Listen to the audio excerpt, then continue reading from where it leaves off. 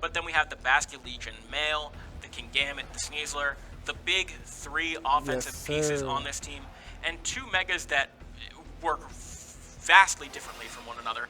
Both can throw out some big damage, Scoville with that Overheat, Frostless with that Blizzard, but both having their options of support. Scoville with the Rage Powder and obviously its Spicy Spray ability, and the Frostlass with Aurora Veil. I'm definitely looking forward to seeing Scoville, but unfortunately he is not on the table today. We have a Lycanroc and of course that Sneasler as everyone has been using, of course. And of course, looking across for them, we see the Rotom Wash and a Farigiraf. This is a pretty interesting selection of teams here. I gotta say, I really like that Farigiraf is set up here because both of those Pokemon across from it are very fast, which means we are likely to see a Trick Room locked in from the Farigiraf here. And it's not like they're going to be able to double into that slot and perhaps get a knockout, but one thing you definitely can do is hope for a flinch. Rock Slide getting a flinch on Farigiraf would just make things a little bit more awkward for Chuchu here. Yeah, so we are going to see the Choice Scarf Volt Switch from this Rotom Wash into the Lycanroc Dusk, doing a huge chunk of damage, knocking its Focus Sash into, well, Moon territory, and allowing himself to get in a much slower Pokemon so that this Farigiraf can set up a Trick Room. So a little bit surprised that we didn't just see a Trick come out to neuter either of these Pokemon, as we see a Rock Slide come out from Joao, and Sneasler gonna come out with a Dire Claw into this Farigiraf, hoping that the secondary effects can stack up, and there we have it. The flinch on the Farigiraf from that Rock Slide is gonna prevent it from getting up that Trick Room or doing anything else that it was possibly doing this turn. I gotta say, I really did like Chuchu's ability to go for that Volt Switch just now. It was just different, you know. A lot of players will probably lead out that Pokemon they want in Trick Room early so they have it in play. Probably go for a Protect, probably switch it up, go for an attack. But here, going for Wash, we were able to scout out what changes were going to be made. If there's going to be a potential Protect, we get to scout that out too. And then now we can bring in our Pokemon safely. But this Rock Slide is what's doing the massive amount of damage, not necessarily in terms of damage, because of those flinches. And down goes the Trick Room option, so I'm wondering what Sylveon's going to do here. Yeah, so Sylveon, if it throws out a Hyper Voice, probably going to get the KO on this Lycanroc, and after that White Herb, probably not going to take out on the Sneasler, barring any potential critical hits, should I speak them into existence. And I did. It's like despite the critical hit. I feel like every time I'm on the mic with you, I say something, critical hit, and then it comes to me. Every time. Every time, But luckily for Joao, unluckily for Chuchu, no KO coming onto that Sneasler, as Sneasler is now the fastest thing on the field, thanks to its Unburden ability and the White Herb proccing. Basket Legion hitting the field for Joao, and not the Choice Scarf variant, actually a bulkier Citrus Berry variant on that side. So not going to be faster than that Rotom Wash, and maybe in a spot where it may be KO'd. But because this Rotom Wash is only running Volt Switch and Electro Web as offensive electric moves, probably not threatening a KO as far as I can tell. You know, it's very interesting. Very good data to collect for that Sneasler, especially surviving a Hyper Voice after a crit. Oh, that was huge, I feel like. But now that Sneasler is going up for a Protect, making sure it doesn't get taken too much damage. Oh, double Protect here is interesting. Let's see what we are doing with this. Oh, it's the Electro Web. So we wanted to prevent that possibility of being slowed down here, as Tyranitar is now in the format too, and we're taking away a little bit of that HP thanks to the Sandstream here. Yeah, I like that play from both players, right? You want to scout out what this Rotom wants to do with its Choice Scarf and, you know, figure out what it's about to lock itself into going into this next turn. But Chuchu is seeing that position and saying, all right, let me get my Tyranitar in. If I get this Electro Web off, it'll likely outspeed most of these Pokemon. And, you know, I'm not expecting a close combat to come out into a Sylveon. Probably that Dire Claw, and I'm going to resist that. Maybe take a secondary effect, but, you know, likelihood isn't in that favor anymore. It makes you think, I wonder if Chuchu's going to adjust that strategy now, because we have the Tyranitar in, so it seems like they're going to go for this Protect. I wonder if we're still locking into Electro Web. Oh, good decision to attack the Rotom here, and got the Poison. A little bit 10% chance for that Poison, and, you know, 20% for the other two, but we don't matter about that. We got Poison here. And now avoiding the attack here is huge. Electro Web only making it so that Basket Legion, which is going to slow it down just a bit here. Maybe Tyranitar will be faster coming into this next turn, but it's just going to be taken out here by Last Respects. Yeah, so Joao making the call there that the Tyranitar is going to protect. But unfortunately for Chuchu, missing that Electro Web means that the Sneasler is going to be on the field for another turn and can easily throw out a close combat into this Tyranitar. Exactly. It's a very tough position to be in, which is why we're bringing the Sylveon. We can't go for another Protect, though, because we did... Well, technically, I guess we can, but we just used Protect on this Tyranitar. So going for another one is very risky because it has that reduced chance of success. And now... it looks pretty good for Sneasler to throw a fist in that way, since we now see we have the Sylveon on the other side. Right there. It's not going to be switching into a close combat, potentially. Yeah, so oh, it got the double protect. Oh, how convenient. Joao not playing with the odds there, knowing I'm going to go down to another turn of Sandship. If by some miracle Chuchu is able to get this double protect, I don't want to go down this turn. I want to get my Pokemon off the field, knowing that when I come back in, even without that Unburden boost, I am going to be the fastest Pokemon on the field. So very heads-up play for Joao to do that, to reduce the possibility of the RNG going out of his favor, which, as we saw on that turn, would have. Yes, sir. Yes, sir. And we did get not a single punish because they both went for protect. It was a very safe play to make. Very nicely done here by Joao. But we're in a situation where, see, we're adjusting, right? We're getting rid of that speed loss. And now bringing in the Sneasler back in. We're going to be taking a lot of damage into that slot if it was read correctly, but it's going to be all up to Chuchu to see what we're doing.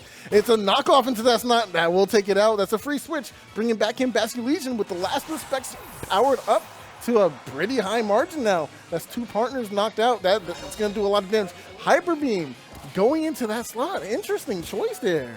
Yeah, so at first I was a little confused by that play, because if Sneasler is able to come in at any point, would have been able to get a KO.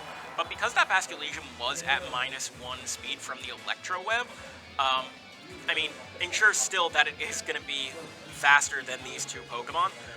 So, you know, it was either the Sneasler that was going to pave the way for the win, or the Basculegion that was going to pave the way for the win. But just letting Sandship do a little more to the Sylveon to make sure that a Blizzard or a Shadow Ball from the Frostlass, it will be able to KO. You know, Frostlass is very powerful, but Sylveon in its own right, especially bulky as can be. Oh, what a read. Not actually locking in the Mega here for Frostlass is kind of huge if you actually stored that in the bag. Maybe go for a protect your Frostlass and guarantee that we get Snow up in the next turn. That is pivotal. Going for an attack, didn't even, wow, how interesting. Yeah, I mean, I guess it makes sense. Oh, nice. My gosh. Massive damage, not even a critical hit there. Huge. If we doubled into this slot, knockoff gonna take out the Basculegion. It's all up to this poor, lonely Frostlass, but maybe she has enough power to bring it home, or he will. Let's see. Frostlass always female, actually. True. But that Basculegion not having enough attack power, even with the adaptability to take out that Tyranitar, is very impressive. I'm curious how this Tyranitar is trained. But then again, Mega Tyranitar does get quite a bit of boost to its staying power, as we do finally see Joao go for that Mega Evolution after the Mega Tyranitar has gone, is going to be able to hit a 100% accurate Blizzard into both of these Pokemon. And with their HP stats in the red, I have no doubt that this Blizzard is about to take 2 KOs. It was a very, very thought out plan to hold back on that Mega Evolution. And honestly, it was Chuchu's game to lose at that point, because what are you going to do? Not Mega Evolve in the situation? I don't want to lose out on my opportunity to get this big attack in and maybe negate the Snow. I have to do it now. So waiting for that patiently. But going for an attack, that was super heads up. I did not expect that. Yeah, I think it was kind of smart for Joao to actually get that Sneasler in, because even if the Frostlass was going to Mega at some point, right, the Tyranitar still did have that ability to go for a Mega Evolution of its own and keep Sneasler in range of that Sand chip, to where had Chuchu Mega Evolved on the correct turn and gotten a Protect in front of the Sneasler, would have been able to get the KO just on passive damage alone.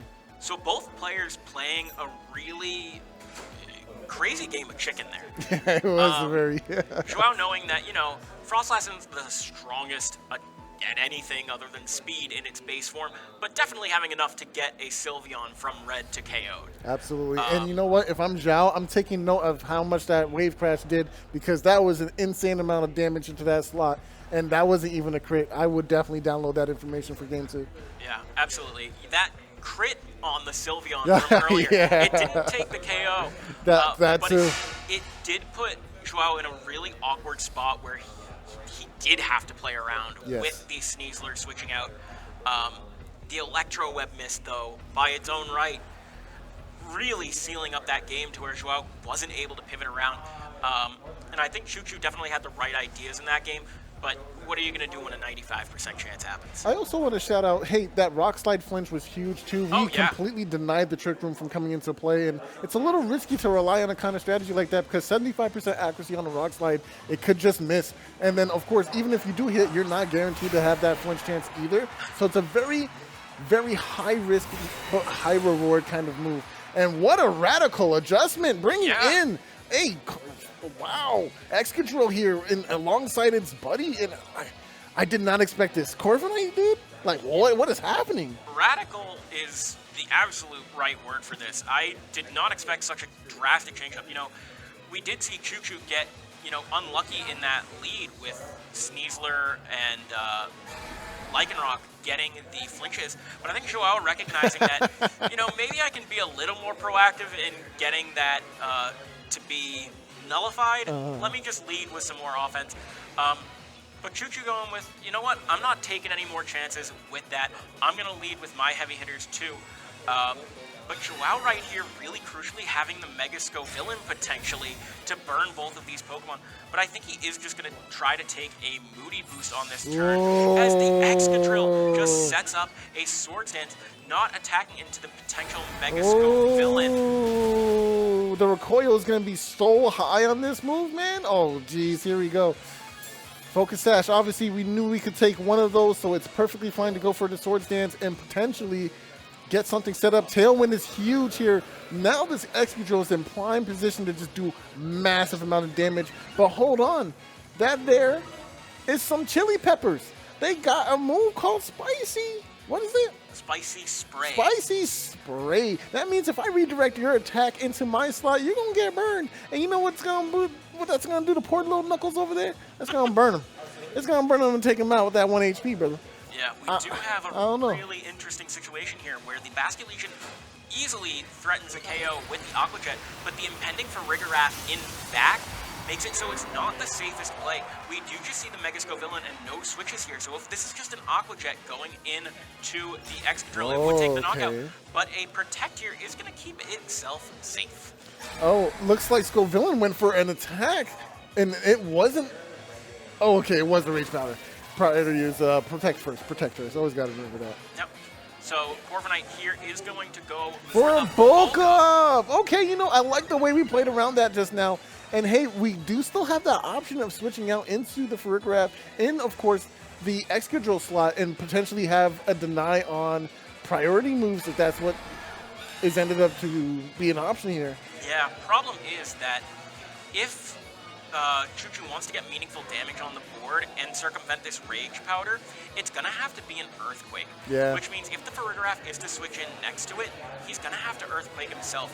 On the other side, though, we have just, Aqua Jet, which... It speaks for itself. Yeah, so either you have to do damage to yourself or... and deal with that, or just take the Aqua Jet chance and, Chuchu not falling for that, just not getting anything done with its Excadrill. Brave Bird going into the Scovillain. Not getting a knockout. Not getting the knockout, doing 170 out of that 172. Is going to burn this Corviknight. Scovillain going to remain on the field. It didn't Rage Powder, so we are going to see what it's going to do. It is going to overheat into the Corviknight slot, and that should be a KO. Nice. You know what? Getting all that damage and getting burned was actually worth it here for Chuchu, because you know what? I might have lost this Pokemon, but I was going to lose it technically anyway with that burn. But now I got this useless attack drop off of Pokemon on my board, off the board. And that's a free switch for me to bring something else back in that isn't burned yet. Yeah, absolutely. So we do see. Oh, that's so smart. Bringing in the sand stream to take that last bit of HP. Are you going to actually switch out now? Or are you going to try to preserve this 2 HP for a free switch in later? But you might eat a ton of damage doing something like that. So okay. I think what we're seeing here is the Electro Web about to come out, get the speed drop on this Basket Legion and a knockoff. But what we don't see is that actually we see a Protect from the Tyranitar, a Protect from the Basket Legion, and if we see an Electro Web into this King Gambit, we don't. We actually see the lock into Volt Switch. Chuchu knowing, you know, I can't mess with this King Gambit potentially in back. Maybe he didn't want to get burned by the Scovillain. But just locking into the Volt Switch there, I believe with Tailwind up, Basket Legion is not going to be able to outspeed this Tyranitar. No, it should not be able to at all. In fact, I think this is a little bit of a scary situation. King Gambit's always a peculiar Pokemon to play around. Iron Head into the slot where Tyranitar could just do way more than half. You know, you don't want to lose too much on your Mega slot at all. But it's the situation we're kind of in right now, and I'm not sure what we would want to go for in this situation. We are about to lock in that Volt Switch. We can get some damage on King Gambit before him. Maybe, but what do you do in return with this Tyranitar? Rock Slide? I'm a Steel type. I don't care about that. Knock off, I'm Dark. I don't care about that either. Yeah, and it's not carrying the Low Kick. It's actually carrying the Ice Punch potentially for Garchomps, which this team is susceptible to. But we see a very smart switch into the Scovillain here, knowing it has 1 HP left effectively. I don't need to deal with this. I'm just going to take this, take my chance to pivot out of my Pokemon, back into the Basket Legion with the Tailwind that's going to be down, I believe, this turn. Gets the burn on Rotom, and had it not been the Rotom that took that, it would have been a burn into the Tyranitar, which would have easily been able to steal this up. And again, with Farigiraf left at home, the Basket Legion that can come back in now can easily throw out Aqua Jets. Again, there is the issue that both of these Pokemon are able to protect, so it's not just a free Aqua Jet per se, because the Tyranitar can very easily go for a knockoff, but we can see the Sneasler come in. And this is looking pretty locked up. This is looking pretty scary. Sucker Punch from the King Gambit can just take out Excadrill without Chuchu being able to say anything. And I don't think any Tyranitar can survive a close combat from a Sneasler. Not even a little bit, buddy. That's 4 times effective. I don't care how bulky you is. You won't go down like the rest of them. Yeah, not unless it was holding that Choppleberry, but as we know, it is that Mega. So I think we see Joao playing a masterclass of a game here. Very lucky in that game 1. Unfortunate for Chuchu. There was luck on both sides, admittedly, but Chuchu's main strategy just got boomed. And we are going to see the Sucker Punch take out Knuckles the Excadrill here. Yeah, Knuckles the Excadrill was long loved but long lost now. Okay, there goes the close combat. That's going to clean it up. That's 2 Pokemon down back to back. We're thinking about Game 3 now. Yeah. Game 3? Game 3. Nah. Wait, what? Joao took Game 1. Oh my gosh, no way, it's over. Yeah. So Joao taking a very convincing Game 2 there, playing extremely well in that game. Again, played well in that Game 1. It was a bit of a messier game, but yeah, props to Joao for the way he played that one. He did play masterfully, man. Dang, I really thought it was a 3rd game. I thought Chuchu won that first one. No, sir. Wow. Not flinched out of the Farigiraf. Oh, this dude. Oh, dude, you're right. Oh, no. Dang, you hate to see it that way. Tough game. But it was such an interesting change-up, too, going for the Corviknight. And I don't know. I think that was an overtuned adjustment. We could have stuck with the same lead. I know the Rock Slide did flinch you, but it was really just a percentage chance of getting flinched. I don't know if, and if he had actually led with the Farigiraf this time around, I think it would have been a lot better for him. Yeah, I do think the one difficulty with Chuchu's team here is that lack of support to get the Trick Room up. Sure. Yes, there is a lot of good Trick Room offense here in the Excadrill, in the Corviknight, in the Sylveon, but being able to get that Farigiraf to set up its Trick Room safely is very difficult. Again, it's well positioned when it gets it up, and, you know, it's really bulky. It can get it up. Yeah. But the susceptibility to those secondary chances, those flinches, a Dire Claw, sleep, maybe, It is tough for this Farigiraf to get the position it wants. And in Game 1, had we seen that, I think it would have been a much different set. We probably would have seen a Game 3. Yeah. But again, that's Pokemon. You got to play to your outs, and Joao did it perfectly. Did so very masterfully, in fact. But that was the end of this round. Stay tuned. We do have more for Balance Patch Finals friendlies coming up soon. It's just one more round, I believe. This was round 5. Yep. So stay tuned. We got more coming.